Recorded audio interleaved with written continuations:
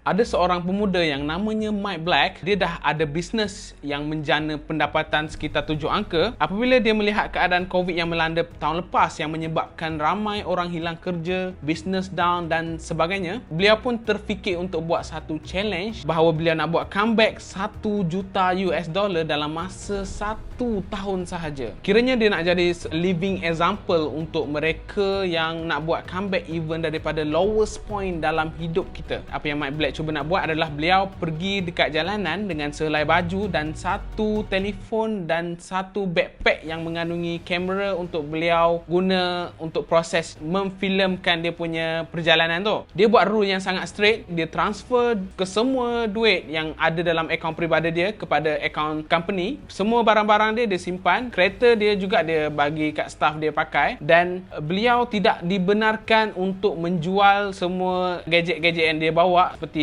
telefon dan juga kamera.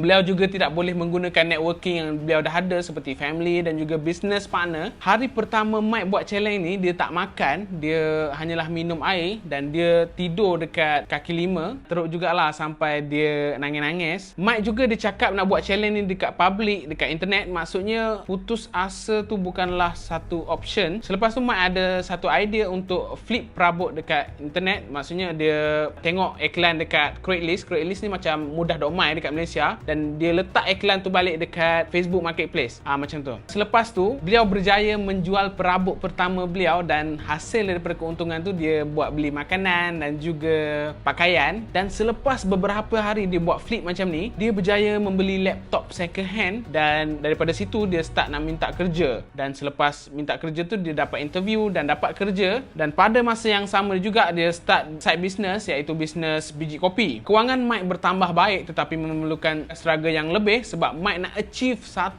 juta US dollar dalam masa setahun saja. Selepas beberapa bulan challenge ni, Mike dikejutkan dengan berita bahawa ayah beliau telah didiagnose mengidap colon cancer tahap 4 dan ada masa dalam lebih kurang 4 bulan lagi. Yang menyebabkan Mike sangat sedih dan Mike membuat keputusan untuk kembali duduk sekali dengan parent dia. Tetapi ayah Mike ni dia suruh Mike meneruskan challenge tu sebab kata ayahnya ini bukan soal 1 juta tetapi soal mesej yang anak dia cuba sampaikan. Dan Mike meneruskan challenge tersebut sambil duduk sekali dengan parent dia. Di dalam kesibukan Mike untuk spend masa bersama family, buat bisnes yang nak achieve 1 juta dalam masa 1 tahun dan memfilmkan perjalanan proses dia itu yang menyebabkan Mike sangat pressure yang sangat tinggi dan menyebabkan stres. Mike sendiri menghidap beberapa penyakit di antaranya autoimmune disease dan juga beliau ada macam ketumbuhan dekat dia punya punggung. Mike rasa masa ni adalah lowest point dalam hidup dia tetapi dia masih meneruskan dia punya challenge dan tiba-tiba pada hari